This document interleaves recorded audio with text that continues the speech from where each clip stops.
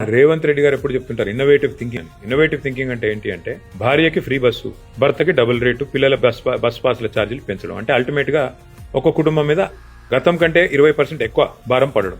ఇది innovative thinking అంటే. Plus పనిలో పని ఆర్టీసీని ప్రైవేటైజ్ చేయడానికి, ప్రైవేట్ పరం చేయడానికి మార్గం సుగమం చేసుకోవడం.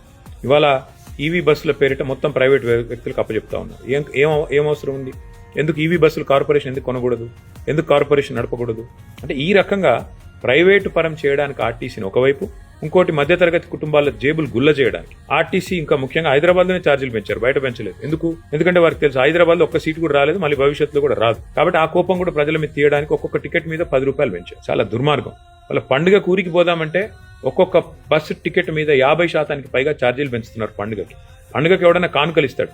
కేసీఆర్ గారు ఉన్నప్పుడు బతుకమ్మ చీర వచ్చేది, రంజాన్ తోఫా వచ్చేది, క్రిస్మస్ గిఫ్ట్ వచ్చేది. కానీ ఇవాళ పరిస్థితి ఏంది? రేవంత్ రెడ్డి గారు బస్ ఛార్జీలు 50% పెంచి గిఫ్ట్లు ఇస్తున్నారు ప్రజలకి. కాబట్టి ముమ్మాటికి సామాన్య మధ్యతరగతి ప్రజల కోపం ఈ రాబోయే ఎన్నికల్లో ప్రతిబింబిస్తుంది. దాన్ని తప్పకుండా కాంగ్రెస్ పార్టీ అనుభవిస్తుంది.